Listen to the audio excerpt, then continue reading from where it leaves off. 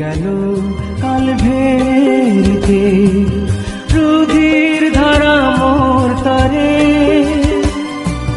রক্তে রাঙা ভুলেন ক্রুশে পাপী মানুষের তরে। ঝরে গেল কালভেরিতে, রুধির ধারা মোর তরে। প্রিয় শ্রোতা বন্ধু, প্রভু যীশু খ্রিস্টের নামে স্বাগত জানাই। আজ থেকে কয়েকটা দিন আমরা ক্যালভারির ক্রুশ সম্বন্ধে আলোচনা করব।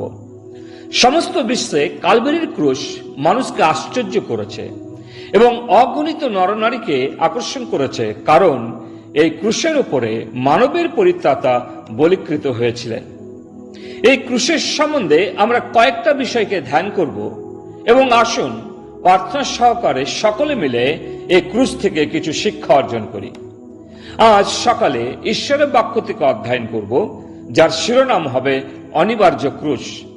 শাস্ত্র অংশ পাঠ করি গালাতীয় 6:14 কিন্তু আমাদের প্রভু যীশু খ্রিস্টের ক্রুশ ছাড়া আমি যে আর কোনো বিষয়ে শ্লাঘা করি তাহা দূরে থাকুক।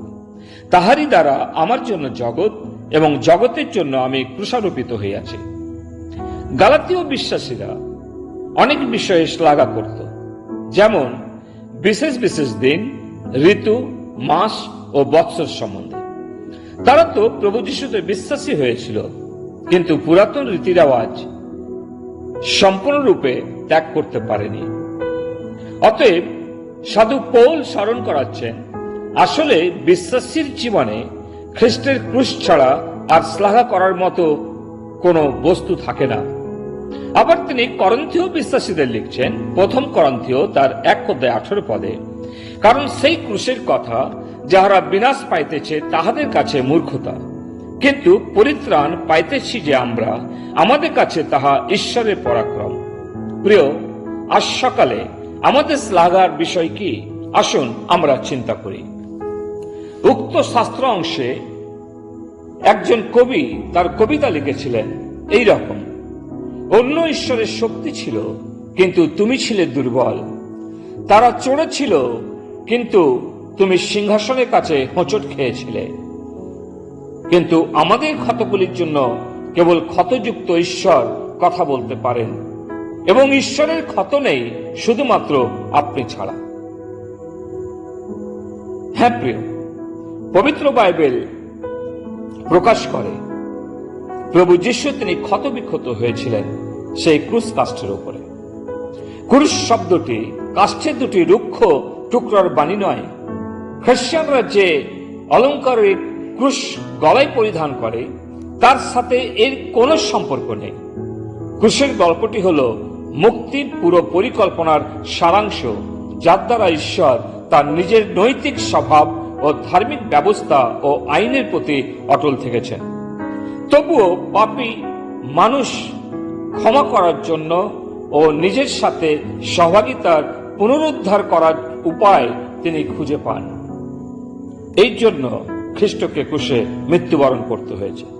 ক্রুশের শিক্ষা তত্ত্ব হল ক্ষমার শিক্ষা। ঈশ্বর মানুষ যীশু খ্রিস্টের নিষ্পাপ মৃত্যু এবং মহিমান্বিত পুনরুত্থানের মাধ্যমে পরিত্রাণের শিক্ষা। প্রাচীন বংশের একজন জার্মানি দার্শনিক বিশেষ করে বলেছিলেন, যদি আমি দেবতা হতাম তাহলে পাপ আমার হৃদয়কে ভেঙে চূর্ণ করে দিত।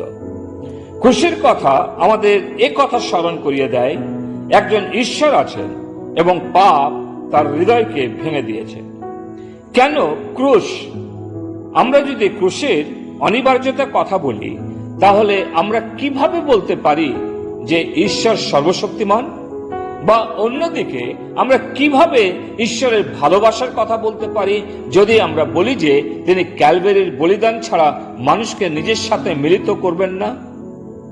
যদি ঈশ্বর সর্বশক্তিমান হন, তাহলে কি তার ক্রুশের প্রয়োজন রয়েছে? অন্য কথায় রোমিও 3:26 যেমন লেখা আছে, ঈশ্বর আপন ধার্মিকতা দেখান যেন তিনি নিজে ধার্মিক থাকেন, এবং যে কোনো পাপী ব্যক্তি যিশুতে বিশ্বাস করে তাকে ধার্মিক গণনা করেন। কালভারি যদি ঈশ্বরের ইচ্ছাই থাকে, তাহলে এমন ঈশ্বরকে উল্লেখ করে প্রেম ও দয়ার কথা বলা কি বোকামি নয়? যদি কালভেরি তার ইচ্ছার বাইরে হয়, যদি ঈশ্বরের ইচ্ছা সত্ত্বেও মন্দ শক্তির জয় হয়, তাহলে আমরা কিভাবে সর্বশক্তিমানের কথা বলতে পারি? এই প্রথম অধ্যায়ে আমাদের প্রত্যেকের মনে এই সমস্ত প্রশ্নের উত্তর পেতে চায়। আজও অনেকে এই ধরনের প্রশ্ন করে থাকেন। বর্তমান সময়ে অগণিত মানুষের অন্তরে প্রশ্ন যে ঈশ্বর কি করে এত সহজে মানুষের পাপ ক্ষমা করে থাকেন। প্রিয়, এই ক্ষমার জন্য এক বলিদানের প্রয়োজন ছিল, এবং কালভেরি ক্রুশ আমাদের দৃষ্টি আকর্ষণ করে যে প্রভু যীশু আপনাকে ও আমাকে এতই ভালোবাসলেন যে তার নিষ্পাপ দেহ, প্রাণ ও রক্ত ওই ক্যালভেরি ক্রুশের উপর সেচন করেছেন। ওই ক্রুশটি আমাদের অন্তরে থাকা সমস্ত প্রশ্নের উত্তর দেয়। প্রভুর ইচ্ছা হলে আমরা ক্রমাগত কিছুদিন এই বিষয়ের উপরে ধ্যান করব।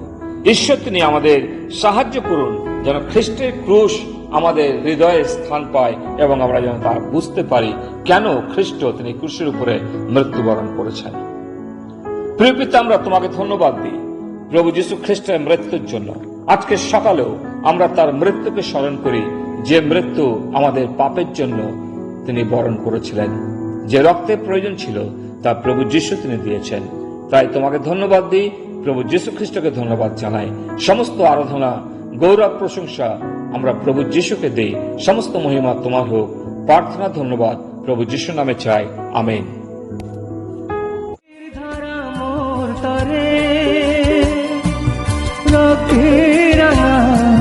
হলেন ক্রুশে পাপী মানুষের তরে,